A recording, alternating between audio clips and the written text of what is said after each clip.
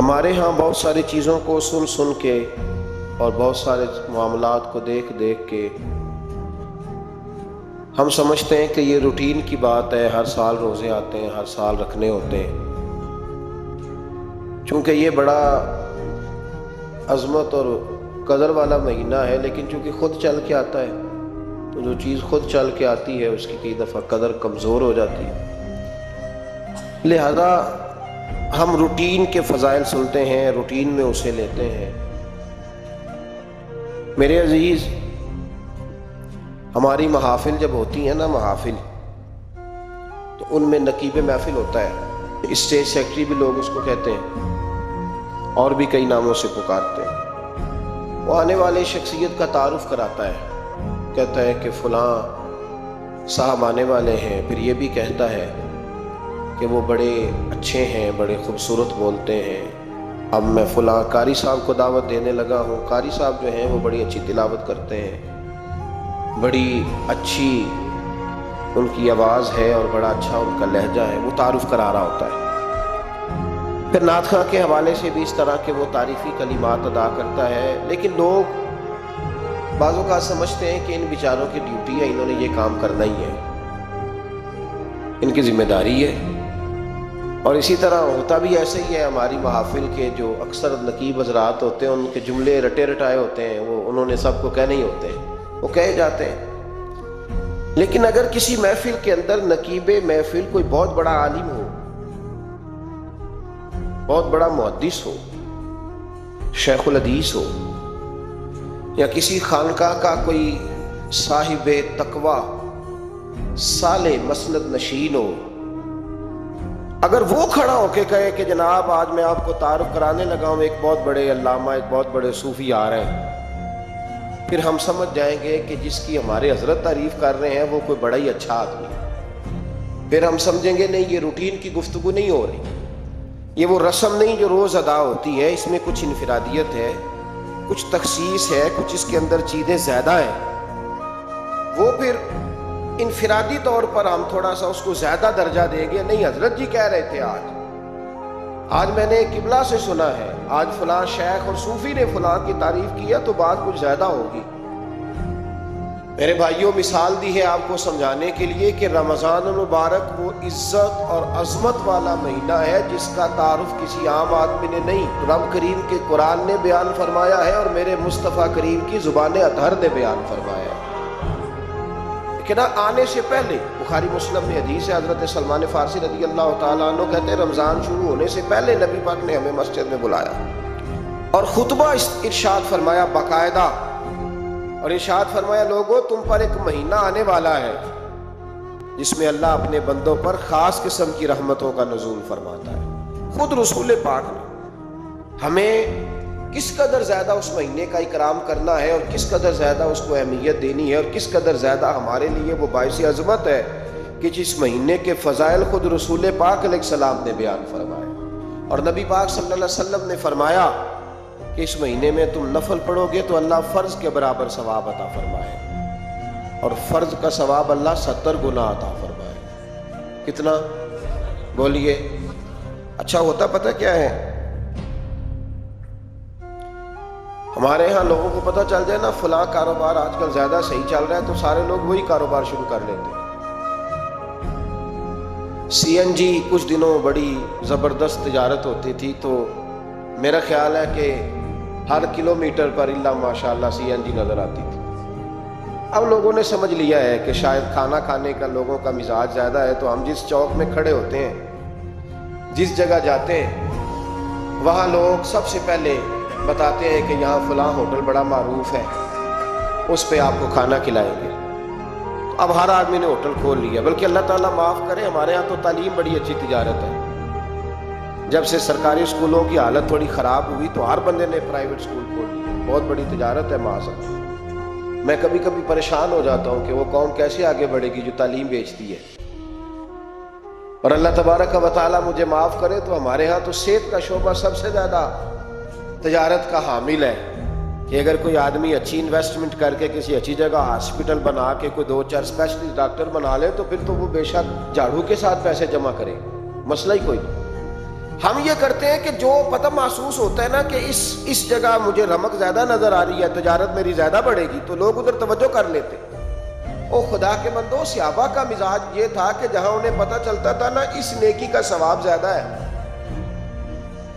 تو وہ بھاگ کر اس نیکی کی طرف توجہ کرتے تھے۔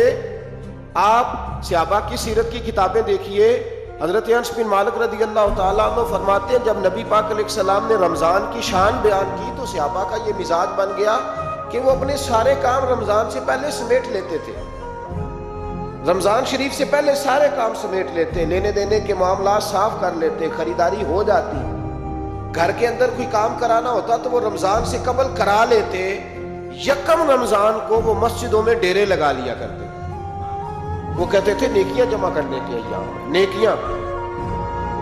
دیکھیں نا، سب سے مصروف ترین زندگی ہمارے نبی پاک صلی اللہ علیہ وسلم کی زندگی، 23 سالوں میں نبی پاک علیہ السلام نے 2300 سالوں سے بھی زیادہ کام کیا،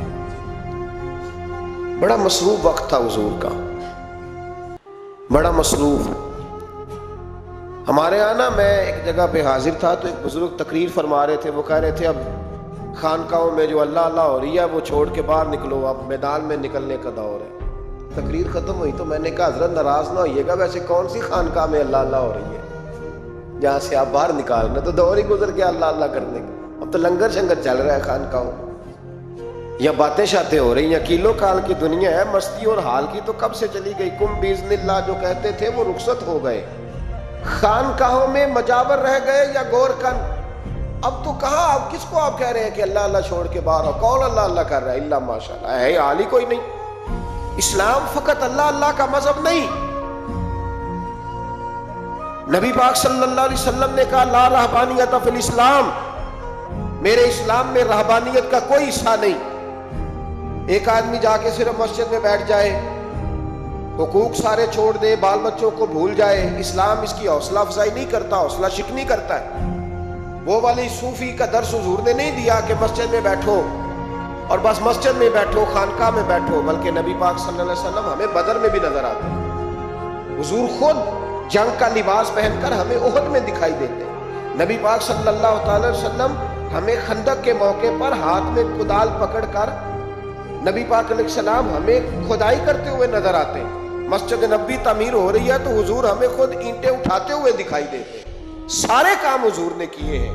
لیکن میرے بھائی یہ یاد رکھو، اگر بدر میں جانا میرے نبی کی سنت ہے تو غار حرا میں چپ کر کے بیٹھ کے اللہ اللہ کرنا یہ بھی میرے نبی کی سنت ہے صلی اللہ تعالی علیہ وسلم۔ اگر احد میں، خندق میں، حنین میں، میدان میں رہنا حضور کا طریقہ ہے تو غار ثور میں 3 دن اللہ اللہ کرنا بھی نبی پاک کا ہی طریقہ ہے۔ اگر سارا دن تبلیغ کرنا حضور کا طریقہ مبارکہ ہے تو ساری رات مصلی پہ کھڑے رہنا، اور صحیح مسلم میں حضرت عائشہ فرماتی ہے کہ قدموں پہ ورم آ جانا یہ بھی تو میرے نبی کا طریقہ ہے نا، تو میرے بھائی اس کو کون اپنائے گا؟ مصروف ترین زندگی نبی پاک کی، اس کے باوجود اللہ کے رسول ہر سال 10 دن کا اعتکاف کرتے تھے، ہر سال۔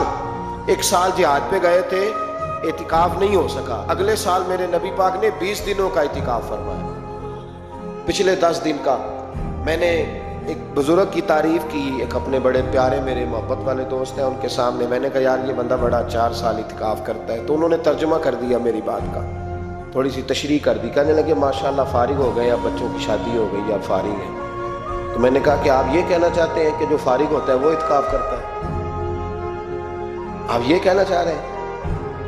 چونکہ میرا پیار تھا تو میں نے کہا ان سے کہ جو کوہ طور پہاڑ آپ نے سر پہ رکھا ہوا ہے آپ بھی ذرا اتار کے پھینکیں، دیکھوں تو صحیح کہ آپ کون سا مار کا فتح کر رہے ہیں، کس طرح کا ہمارا رویہ ہے، کس طرح کی ہماری سوچ۔ اگر کوئی شخص خیر کا کام کر رہا ہے تو بجائے اس کی حوصلے کہتے ہیں فارغ ہے، بچوں کی شادی ہو گئی، بچے کام کاج کرتے ہیں اس لیے بیٹھتے ہیں۔ تو میں نے کہا آپ نے جو پہاڑ اٹھایا وہ بھی ذرا دکھائیں، روٹی آپ بچوں کو دیتے ہیں کہ اللہ دیتا ہے؟ ان کی پرورش کی ذمہ داری آپ کی ہے یا رب کریم کی ہے؟ تو 2 گھڑیاں محنت کرنے کا مطلب یہ ہے کہ تم نے پہاڑ اٹھایا ہوا ہے سر پہ؟ تو اس طرح کے فلسفہ ہم بیان کرتے ہیں۔ افسوس یہ ہوتا ہے کہ رمضان المبارک اس میں بھی وہی سیاستیں، وہی خوش گپیاں۔ میں تو دعا مانگتا رہتا ہوں کہ اللہ روزوں میں کوئی الیکشن نہ آئے، آپ بھی آمین کہہ دیں، ورنہ وہی مصیبتیں، وہی جھوٹ سچ، وہی دروازوں پہ وہی خدا کا واسطہ، بس کر دو، رمضان شریف ہے، ٹھہر جاؤ ذرا، کیا ہو گیا ہے؟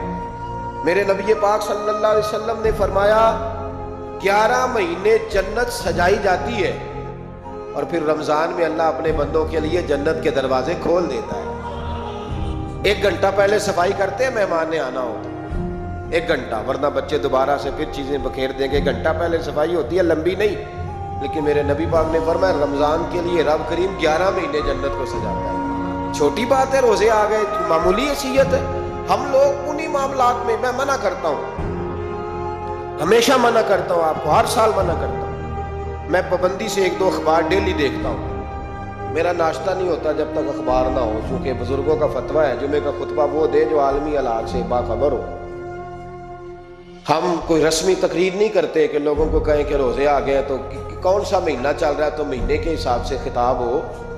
رسول اللہ صلی اللہ تعالیٰ علیہ وسلم کی امت کے جو ذمہ دار اور پہرے دار ہوتے ہیں انہیں امت کی پہرے داری کرنی ہوتی ہے، اس لیے وہ یہ نہیں دیکھیں گے کہ کون سا موضوع چل رہا ہے اس پر میں نے 1 گھنٹہ گزارنا ہے، ترجیحات پر بات ہوگی۔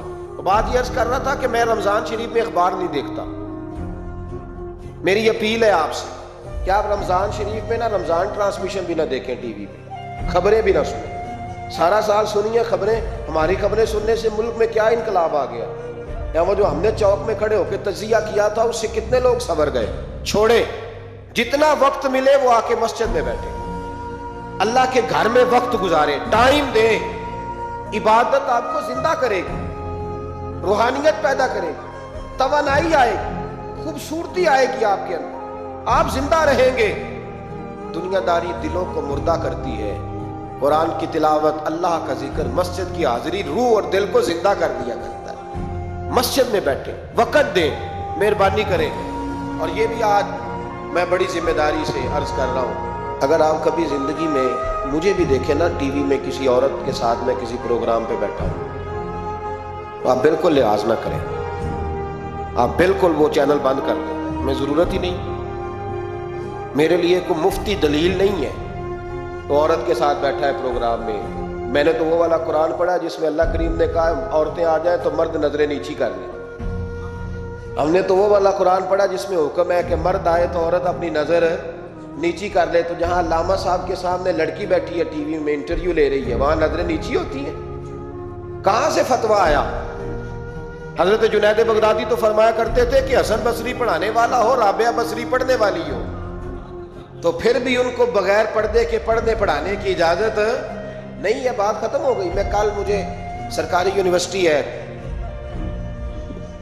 جامعہ کوٹلی کشمیر کی، انہوں نے مجھے دعوت دی کہ آپ کو لیکچر دینا ہے سائنس، تقویٰ اور رمضان۔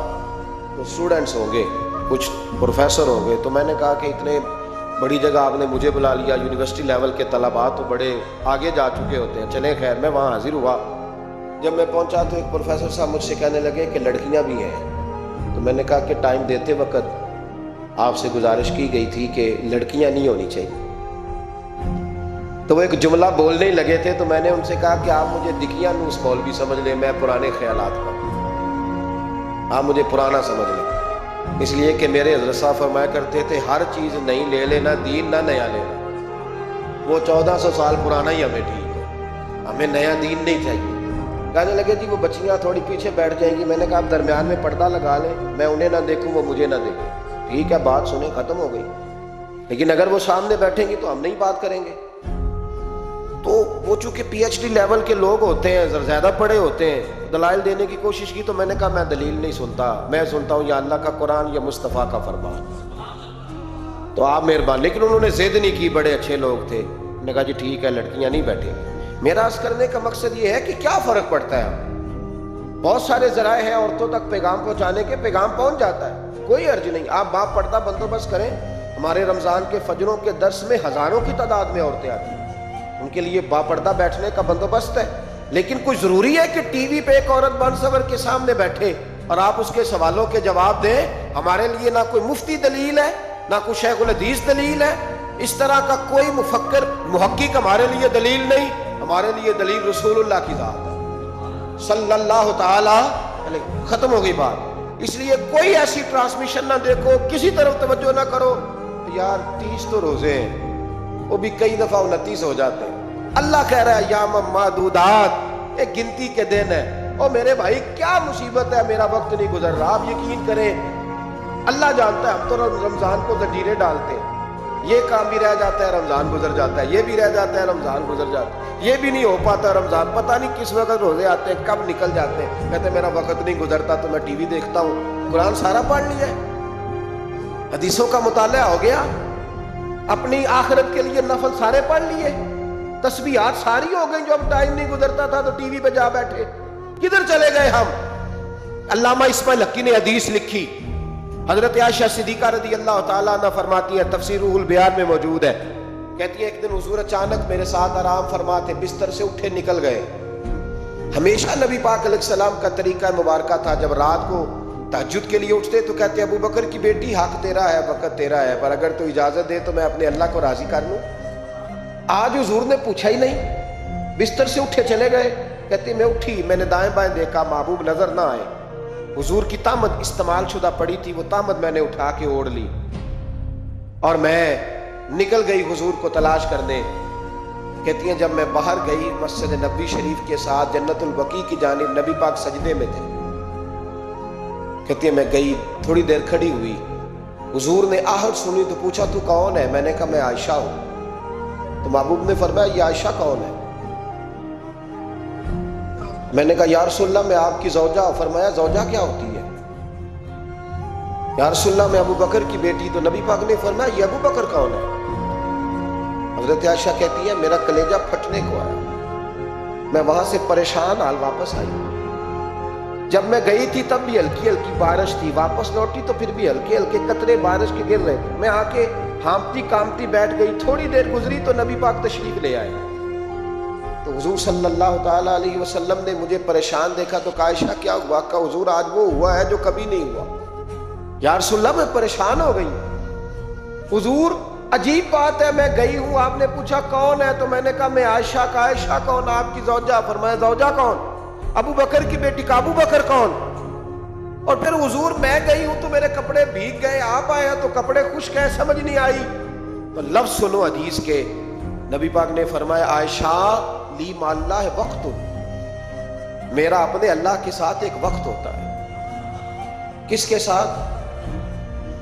آج میرا دوستوں کے ساتھ وقت ہے، آج میرا گھومنے کا وقت ہے، آج میرا خوش گپیوں کا وقت ہے، آج میرا سیاحت کا وقت ہے، آج میرا پکنک کا وقت ہے۔ میرے نبی پاک نے فرمایا لی مع اللہ وقت، عائشہ میرا اپنے اللہ کے ساتھ، میرا اپنے اللہ کے ساتھ ایک وقت ہوتا ہے۔ اس وقت نہ وہاں کوئی فرشتہ آ سکتا ہے، نہ کوئی نبی اور مرسل آ سکتا ہے۔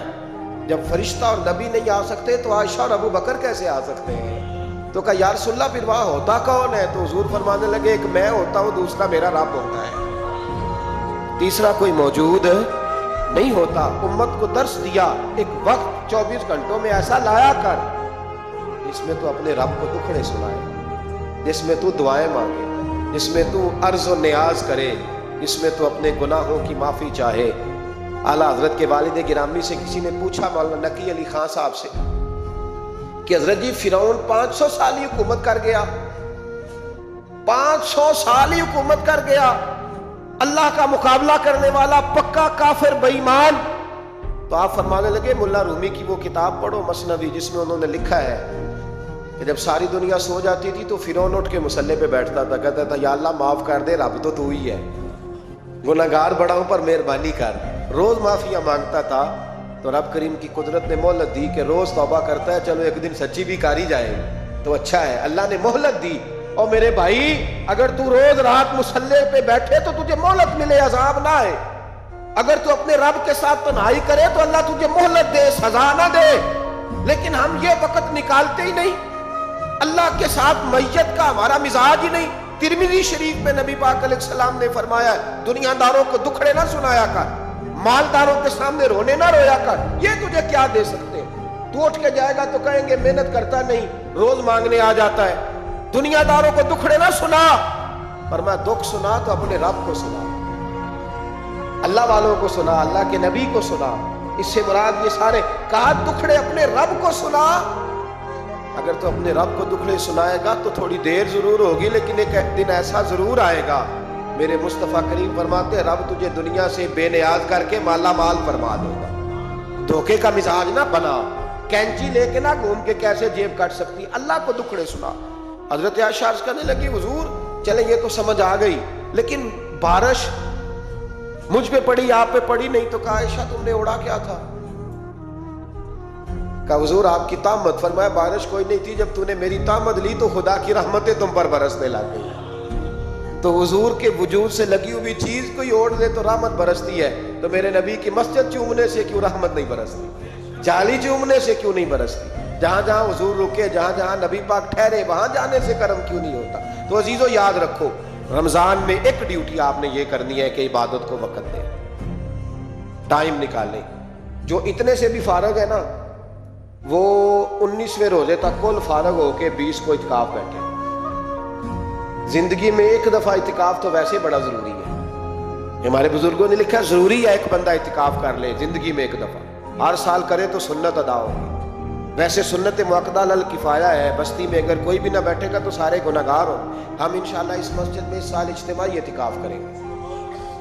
میں نے یہ پروگرام بنایا ہے کہ لوگ اعتکاف تو بیٹھتے ہیں لیکن نہ بیچاروں کو قرآن مجید پڑھنا آتا ہے, نہ نماز وضو غسل کے مسائل آتے ہیں, نہ انہیں پتہ ہے کہ رات عبادت کیسے کرنی ہے. تو میں نے یہ ارادہ کیا, اس سال میں نے معافی لیا ہاتھ باندھ کے. میں نے کہا یار سارا سال میں پورے ملک میں گھومتا ہوں, اس سال رمضان میں میرا ارادہ ہے میں صرف اپنے شہر میں رہوں, میں کہیں نہ جاؤں, تاکہ جو جہاں سے بھی چل کے آئے اسے فون نہ کرنا پڑے, میں اسے مل جاؤں ویسے ہی. تو میں انشاءاللہ تعالیٰ یہیں رہوں گا, اور رمضان کی 10 راتیں میں اپنے اعتکاف والوں کے ساتھ گزاروں گا انشاءاللہ تعالیٰ. یہاں آپ لوگ آئیں, جو سنجیدہ قسم کے لوگ ہیں ان کو ساتھ لائیں, وہ یہاں آ کے اعتکاف کریں. لنگر شریف بھی ہم دیں گے جو ہماری توفیق ہوگی, اور انشاءاللہ دونوں وقت دیں گے اپنی توفیق کے مطابق. اور یہ کوئی صدقہ زکوٰۃ خیرات سے نہیں ہوگا, یہ آپ ہمارے مہمان ہوں گے تو یہ مہمان نوازی ہوگی انشاءاللہ تعالیٰ. تو یہ اپیل آخر میں اعلان کرنا تھا, پر چلو بات آ گئی تو میں نے شروع میں کر دیا. یہاں مقدور بھر کوشش کریں گے آپ کے لیے اجتماعی اعتکاف کا بندوبست. ہمارے جو دیگر طلباء علماء ہوں گے وہ بھی آپ کے ساتھ وقت گزاریں گے, وضو غسل نماز کی چیزیں سکھائیں گے, آپ کو قرآن مجید پڑھنا پڑھانا سکھائیں گے. 10 دنوں میں جو ممکن ہو سکے گا ہم انشاءاللہ تعالیٰ کریں گے.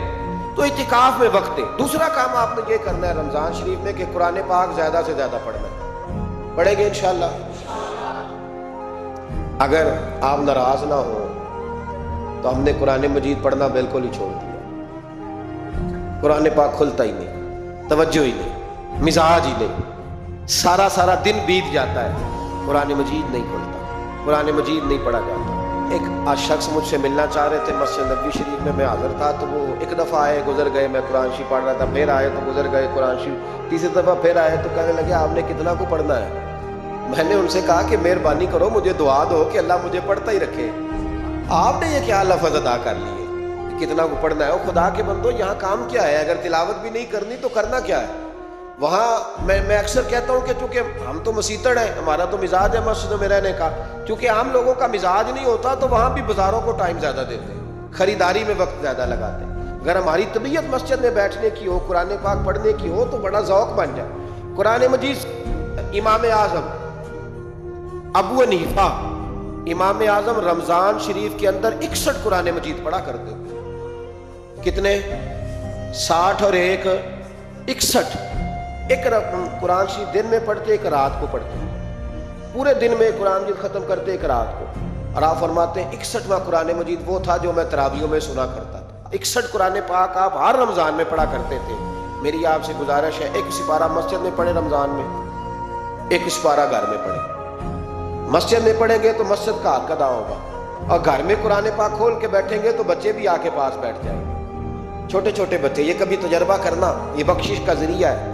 جب آپ بچوں کی ماں سویرے سویرے بڑا اچھا دوپٹہ لے کے اور مصلی بچھا کے اور قرآن مجید کی ریل رکھ کے اور پھر اس کو خوشبو لگا کے جب کھولتی ہے نا تو اس کی جو 2-2.5 سال کی بچی ہوتی ہے وہ بھی کہیں سے دوپٹہ ڈھونڈنے لگ جاتی ہے, وہ بھی دوپٹہ لے کے آتی ہے, وہ دائیں بیٹھتی ہے. اس کا جو 4 سال کا بچہ ہوتا ہے نا, اگر ابا بیٹھا ہے وہ 4 سال کا بچہ بھی کہیں سے ٹوپی ڈھونڈ کے لاتا ہے, اسے پڑھنا نہیں آتا لیکن وہ بھی آ کے نا سپارہ لے کے بیٹھ جاتا ہے. میں نے دیکھا ہے بچے تھوڑا تھوڑا ہلنے لگتے ہیں, قسم اللہ کی عزت کی مجھے ایسے لگتا ہے کہ جب بیٹیوں کے بیچ ماں بیٹھ کے قرآن پڑھتی ہے اور جب بیٹوں کے بیچ باپ بیٹھ کے قرآن پڑھتا ہے تو مجھے لگتا ہے خدا کے فرشتے بھی آسمان کے دروازے کھول کھول کے دیکھتے ہیں، کھول کھول کے دروازے دیکھتے ہیں کہ یہ کس طرح کا رنگ ہے، کہ چھوٹا سا بچہ توتلی زبان، مجھے وہ حدیث پڑھ لینے دو جو امام جلال الدین سیوطی نے روایت لکھی ہے۔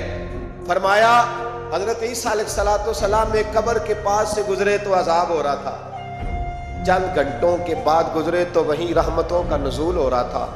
حضرت عیسیٰ عرض کرنے لگے مولا میری مجال نہیں میں پوچھوں، چند گھنٹے پہلے یہاں عذاب تھا، اب یہیں کرم ہو رہا ہے، اللہ اب اس نے کوئی نیک عمل کیا تو ہے نہیں، قبر میں تو عمل ختم ہو جاتا ہے، اتنا کرم کیسے؟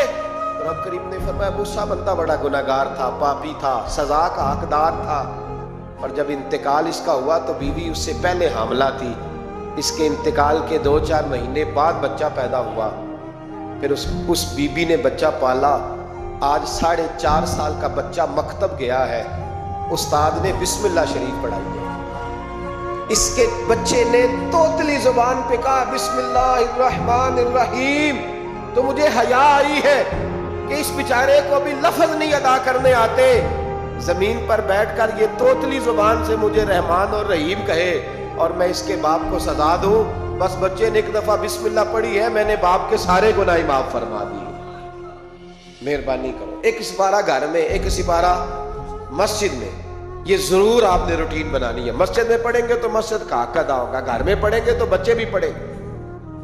اور تیسرا سپارہ وہ ہے جو آپ نے تراویح میں سننا ہے۔ کتنے سپارے ہو گئے ایک دن میں؟ 3، تو رمضان میں کل کتنے ہو گئے؟ 3 قرآن پاک۔ کتنے قرآن پاک جی؟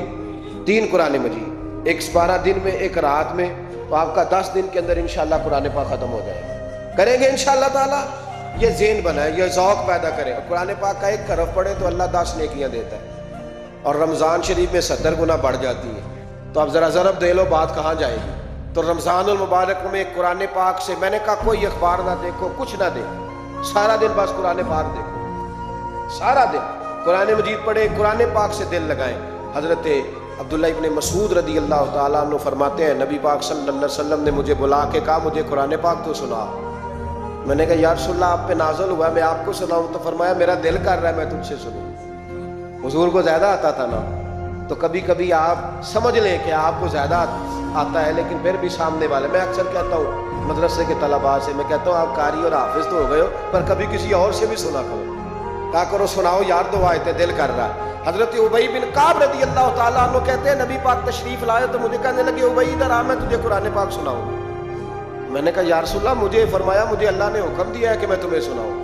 حضرت ابی رو کے کہنے لگے یا رسول اللہ رب کریم نے میرا نام لیا ہے، میں کہاں وہ کہاں؟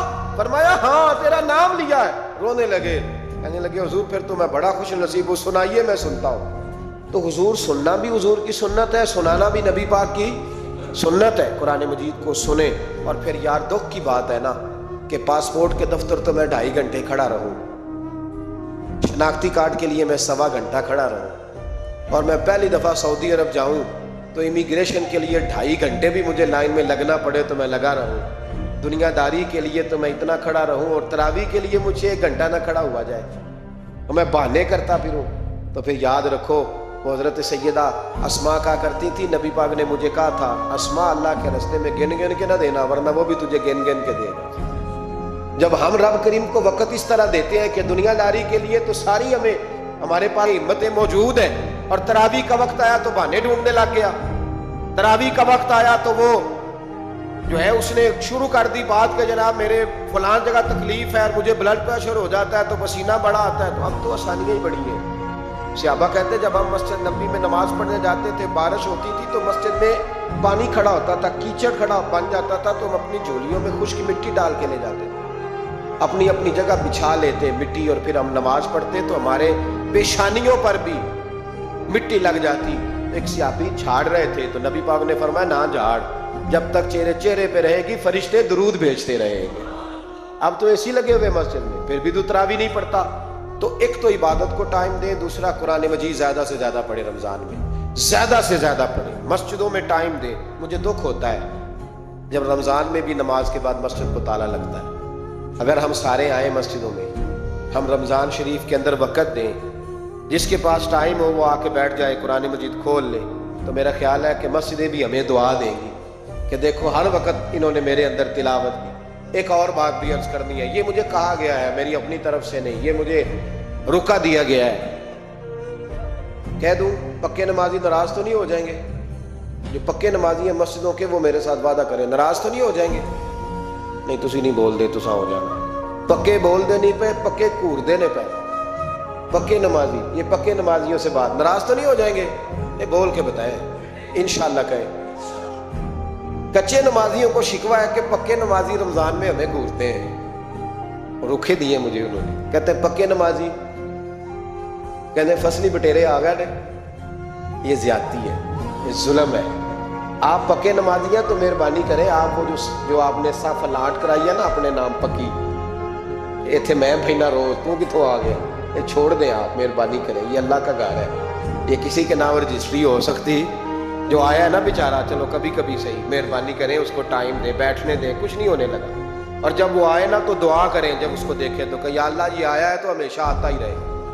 اس کو دعا دیں, مہربان. بچے شکوہ کرتے ہیں, کہتے ہیں پکے نمازی سانس نہیں لینے دیتے مسجد میں. اور ایک بات اور, یہ حضرت علی کا قول ہے, اس کو دل کی تختی پہ لکھ لینا. دل کی تختی پہ شیر خدا کی شیروں جیسی باتیں.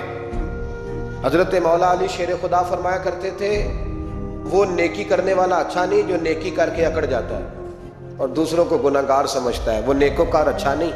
فرمایا کرتے تھے اس سے وہ گناہگار اچھا ہے جو گناہ کر کے کم از کم شرمندہ تو ہوتا ہے. فرماتے ہیں جو گناہ کر کے شرمندہ ہو وہ زیادہ اچھا ہے اس سے جو نیکی کر کے اکڑ جائے. تو تھوڑی سی نیکی کر کے, پرہیزگاری کر کے ساری دنیا کو گناہگار سمجھنے لگ جانا, یہ تو بت پیدا کر لیا ہے تو نے اپنے اندر. اس بت کو توڑ دے. پتہ نہیں کون کب آئے اور اللہ کا ولی بن جائے. کوئی آیا لے کے چلا گیا, کوئی عمر بھر بھی نہ پا سکا. میرے مولا تجھ سے گلہ نہیں, یہ تو اپنا اپنا نصیب ہے. تو مہربانی کریں پکے نمازی, تھوڑی شفقت کریں. یہ میں سب سے نہیں کہہ رہا, جو گھورتے ہیں صرف ان سے کہہ رہا ہوں. کچھ پکے نمازی ہیں تو الحمدللہ دل کے بھی بڑے پکے, سوچ کے بھی بڑے پکے, اچھے ہیں, خوبصورت لوگ. لیکن کچھ ایسے لوگ ہیں, ہمارے شہر کے ایک ڈاکٹر صاحب ہیں, میں نے کہا نماز مسجد میں پڑھا کریں. ان کی عمر کافی زیادہ ہو گئی ہے, تو کہتے ہیں حضرت میں پڑھوں گا انشاءاللہ. ان کو میں نے دوائی لینے گیا تو وہاں بھی میں نے بات شروع کر دی. میں نے کہا آپ مہربانی کریں, کہتے میں آؤں گا. کچھ دنوں کے بعد میں نے اس مسجد میں نماز پڑھی, اور خاص کر کے پڑھی کہ یہ ٹائم ہے. میں نے فون کیا کہ ڈاکٹر صاحب آپ نظر نہیں آئے, تو کہتے ہیں سب ناراض نہ ہو جان. نمازی مجھے کہتے تھے خیر ہے ڈاکٹر صاحب, کہیں غلط جگہ تبادلہ تو نہیں ہو گیا, کوئی مصیبت تو نہیں آ گئی؟ تو کہتا ہے مجھے شرم سی آتی ہے کہ نمازی اس طرح, ویسے بھی میں گیا نہیں, 60 سال عمر ہو گئی, تو اب نمازی تو یہ آپ کیا کر رہے ہیں؟ ہم کوئی اللہ کی رحمت کے منشی ہیں کہ ہم سے پوچھ کے وہ دے گا جس کو دے گا؟ کیا کرتے او بھائی؟ حضرت باجدید بستامی رحمت اللہ تعالیٰ علیہ جیسے لوگ کہا کرتے تھے جنہوں نے ساری زندگی جھوٹ نہیں بولا, حرام نہیں کھایا. فرماتے تھے الفن کہتا ہوں, بالغ ہونے کے بعد نماز قضا نہیں کی, لیکن پھر بھی کہا کرتے تھے دعا مانگو میرا رب مجھ سے حساب نہ پوچھ لے. حساب والا نہیں ہوں میں, درگزر والا ہوں. عدل کریں تے تھر تھر کمبن اچیاں شانہ والے, یہ تو فضل کریں تے بخشے جامن میرے جے منہ کالے. تو مہربانی کریں آگے چلیں. رمضان شریف میں سخاوت کر دی ہے. حضرت انس بن مالک رضی اللہ تعالیٰ عنہ فرماتے ہیں جس طرح تیز آندھی چلتی ہے, ذرا مثال دیکھیں صحابی کی کتنی خوبصورت. فرماتے ہیں جس طرح تیز آندھی چلتی ہے نا, اس طرح رمضان میں میرے نبی کی سخاوت چلا کرتی ہے. نبی پاک ہر سائل کو دیتے, جو قیدی بند ہوتے نا, قیدی جنگ کے قیدی کفار, حضور انہیں بھی آزاد کر دیتے رمضان. فرماتے جاؤ تمہیں آزاد کیا, سخاوت کریں. اور میرا مشورہ ہے اس دفعہ غریبوں سے غریب سخاوت کریں. نسخہ دے رہا ہوں امیر ہونے کا, تو سخی ہو جا, رب کریم تجھے امیر کر دے گا. سخی بن جا. مالا والے سخی نہیں ہوندے تے سخیاں کول مال نہیں ہوندا, ایتھے اوتھے دوواں جہان نہیں, سخی کنگال نہیں ہوندا. سخی بن جاؤ. میرے نبی پاک علیہ السلام نے فرمایا بندہ کبھی بھی جیب کا سخی نہیں ہوتا, سخی وہی ہوتا ہے جو دل کا ہوتا ہے. غریبوں کو میرا مشورہ ہے کہ 10 روپے دو, لیکن رمضان میں روز دینا, ہر شام دینا. غریبوں کو ساتھ بٹھاؤ, روٹیاں کھلاؤ, افطاریاں کراؤ, غریبوں کے گھروں کے اندر سوٹ پہنچاؤ, مدارس کے طالب علموں کو کپڑے خرید کے دو. جو کچھ نہیں دے سکتا وہ ایک مسواک لا کے دے. ड्यूटी करो, अपने दाएं बाएं गरीबों का ख्याल रखो। जिन घरों में अक्सर देखते हो कि दाल का शापर जाता है, वहां रमजान शरीफ में सुबह सुबह गोश्त पहुंचाओ, मेहरबानी करो। गरीब गरीब, अमीर तो किसी को तब देगा जब उसने वोट लेने होंगे, वो तो वहां ज़कात देगा जहां से उसे पता होगा कि मेरी तारीफ अच्छी होगी। वो तो मस्जिद में उस वक्त खर्च करेगा जब उसका नाम बार बोर्ड पे लिखा जाएगा। गरीबों, तुमने जुल्म किया है। अगर तुम अपनी 4 गरीब भाई मिल के एक गरीबनी बहन का ख्याल रखते तो उस गरीबनी को मोहल्ले के चौधरी के पास ना जाना पड़ता। अगर 4 गरीब भाई एक गरीब भाई का ख्याल कर लेते, थोड़े थोड़े जो साहिब बेसियत थे, तो वो मजबूर ना होता। मेहरबानी करो। हजरत अब्दुल्लाह इब्न उमर रज़ी अल्लाह तआला अन्हु हर रोज मदीने के मिस्किनों को ढूंढ के लाते थे। फरमाते थे कि उनको एक थैला देना मैं इज्जत नहीं समझता। ढूंढ के लाते गरीबों को और अपने सामने दस्तरखान बिछाते रमजान में, और फिर उन पे खाने चुनते और फरमाते गरीब खाएंगे तो मेरा अल्लाह राजी होगा। साथ बिठा के खिलाते। एक बड़ी अजीब बात हो गई, घरों में हो जाती है। जिन घरों में ज्यादा मेहमान आते हैं वहां ये मसले बन जाते हैं। एक दिन ज़ौजा कहने लगी खाना आपका ये आज मेहमान को ना लाइएगा। कह देती है ना बीवियां कभी कभी, ये नाफरमानी नहीं। अगर आपको खड़ा किया जाए ना रमजान में रोजा रख के बावर्ची खाने, तो लग पता जाए, इसको नाफरमानी ना समझे। बीबी ने पका के नहीं दिया जी, तो हजरत अब्दुल्लाह इब्न उमर की ज़ौजा कहने लगी आपका खाना है, मेहमानों का कोई नहीं। तो हजरत अब्दुल्लाह इब्न उमर कहने लगे अल्लाह तुझे जज़ा दे, तो रोज़ पका के देती है, चल इस तरह कर, मुझे सिरका और खजूर दे दे, रोटी मेरे मेहमान को दे दे। तो आपकी ज़ौजा रो पड़ी, कहने लगी अगर आप इफ्तारी वालों का इतना ख्याल करते हैं तो मैं ना करूं? मुझे 10-20 मिनट का टाइम दे, मैं अपने ऊपर वजन बोझ डालूंगी, मैं थोड़ी मुशक्क़त में पड़ूंगी, लेकिन मेहमानों के लिए इफ्तारी का ज़रूर बंदोबस्त करूंगी। हमारे यहाँ तो इफ्तारियाँ भी सियासी हैं, वोट इकट्ठे करने के लिए इफ्तारियाँ। और डरो अल्लाह से, किस किस नाम पे लोग दुनियादारी करेंगे, किस किस नाम। गरीबों को खिलाओ खाना जिनको सारा साल गोश्त मिलता है उनकी। मैं कल यूनिवर्सिटी में कह रहा था कि बड़ा हाथी होता है पर बादशाह शेर होता है, इसलिए कि शेर हफ्ते में एक दिन गोश्त खाता है। अगर रोज खाए ना तो उससे भी ना उठा जाए, जिस तरह हमसे नहीं उठा जाता, उससे उठा कोई ना जाए, वो हफ्ते में एक दिन खाता। मगरमच्छ सबसे दलेर जानवर है दरियाई जानवरों में से, लेकिन 24 घंटे में 700 ग्राम खाना खाती है। और शेर का भी पंजा पकड़ ले तो शेर छुड़ा नहीं सकता। रोटी खा खा के तो हाल ही कोई नहीं कौम का। तो मेहरबानी फरमाए, फाका आपको ताकतवर करेगा, और जितना ज्यादा इंसान खाता है शाहवानी कुव्वतें ज्यादा होती हैं। इसलिए नबी पाक ने कहा था नौजवानों को या शादी कर लो या रोजे रखा करो। अगर ज्यादा रोटियां खाओगे तो तुम्हारे अंदर नफसानी और शाहवानी कुव्वतें ज्यादा परवान चढ़े। तो मेहरबानी फरमाए रमजान में गरीबों के फाकों का ख्याल करें, उन्हें पहुंचा के आए, घर जाके दे के आए। मैं अक्सर ये रोता हूँ कि हमारी मस्जिदों में ना 27वीं को कारी साहब को सूट मिलता है। उसके पीछे साजिश ये होती है कि 27वें रोजे ना तो दर्जी पकड़ेगा ना सी के देगा। तो हम ये साजिश करते हैं कि दें ना होवे मौलवी भी साढ़े वर्गा सूट पा ले ईद ते फिर साढ़े की चौधरी जी मौलवी जी फर्क ही रह गया। तो 27वीं को इसलिए देते हो कि दर्जी ना पकड़े। उस बेचारे को देना है तो यकम रमजान को दो, उसको को हजरत जी मेरे वाला जोड़ा पहन के आपने तरावियां पढ़ा, ये जुमा आपने मेरे सूट से। मेहरबानी करें आप जो आपके अपने अपने इलाके के मस्जिद के कुर्रा हैं, हुफाज हैं, तालिब इल्म हैं, उनको रमजान शरीफ से शुरू होने से पहले, और किसी घर में आप लंगर पहुंचाते हैं 20वें रोजे तो 20 रोजे तो फाके से उन्होंने रख लिए, अब आप घी लेके पहुंच गए। अगर रमजान की नीयत करके रमजान से पहले भी दोगे तो अल्लाह रमजान जितना ही अजर अता फरमाएगा। फतराना यकम रमजान को दे दो, मेहरबानी करो, ताकि गरीब के घर के अंदर चूल्हा सही जले, उसके बच्चे भी खाना सही खाएं। मेरी ये गुजारिश है कि अगर आपने किसी गरीब की बच्ची को कपड़ा लिबास और गरीबों को कुछ लेके देना है तो रमजान से पहले लेके दें, ताकि दर्जियों का रेट कम हो, वो काम जो है वो जल्दी हो जाए। और मेरी गुजारिश है मुसलमानों से कि अपने सारे काम रमजान से पहले समेट लो।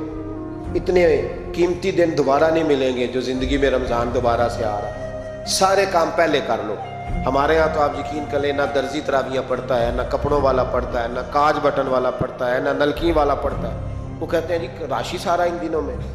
वो जो आखिरी 10 रातें होती हैं ना रमजान की, हजरत आयशा सिद्दीक़ा रज़ी अल्लाह तआला अन्हा फरमाती हैं हुजूर हमें नफल के लिए नहीं जगाते, पर रमजान के आखिरी 10 दिन फरमाते उठो, ये सोने का टाइम नहीं। और हमारा वही टाइम सारा बाजारों में गुजर जाता है। وہ جو کچھ لینے کا وقت ہے، شب قدر تلاش کرنے کا وقت ہے، وہ سارا ہم بازاروں میں گزارتے ہیں۔ ہم انشاءاللہ تعالی رمضان کی آخری 10 راتوں میں شب بیداری کریں گے، محفل کریں گے، تلاوت کریں گے، تسبیح پڑھیں گے، جو ہم سے ہو سکے گا۔ مسجدوں کا رخ کریں، یہاں پہنچ سکتے ہیں تو یہاں پہنچ جائیں، لیکن اپنا وقت ضائع نہ کریں۔ کوئی ایسا کام نہ کرے کہ جس میں ایک لمحہ بھی رمضان المبارک کا ضائع ہو۔ آخری بات سنیں، رمضان میں ہم نے کیا کرنا ہے؟ سارا سال دین کے لیے کوشش کی ضرورت ہے، سارا سال۔ ہم جب کہیں جا کے دین کی بات کرتے ہیں تو ہمیں ایسا لگتا ہے کہ یہ لوگ بیچارے ترس رہے تھے کہ کاش کبھی پہلے ہمیں بات سننے کو ملتی۔ دین کی بات کی ہر وقت ضرورت ہے۔ رمضان کے اندر لوہا گرم ہوتا ہے، کیوں بھلا؟ شیطان قید ہو جاتا ہے۔ پہلے جب دین کا کام ہوتا ہے تو دو قوتیں آپس میں لڑتی ہیں۔ ہم تبلیغ کرتے ہیں، ایک دوسرے کو پیغام دیتے ہیں، شیطان جواب کے اندر کیا کرتا ہے کہ جب ہم یہاں کسی آدمی نے بات کی یا سنی تو بڑا دل نرم ہو گیا، لیکن جب گھر گئے تو شیطان نے پھر وسوسہ ڈال دیا۔ رمضان میں ایسے نہیں ہوتا، صرف تبلیغ ہوتی ہے، شیطان قید ہوتا ہے، وہ کوئی غلط مشورہ دینے کی پوزیشن میں نہیں ہوتا۔ اب ہمیں کیا کرنا چاہیے کہ تبلیغ زیادہ کرنی چاہیے، جد و جہد کریں، اتنی جد و جہد کریں کہ یہ رمضان جو آنے والا ہے اللہ تعالیٰ اسے امت مسلمہ کی عزت کا مہینہ بنا دے، اور رمضان جیسے ہی جائے امت کو اللہ پھر سے وقار عطا فرمائے، ہمیشہ بدعت خیر الانام میں گزرے۔ دعا ہے یہ عمر درود و سلام۔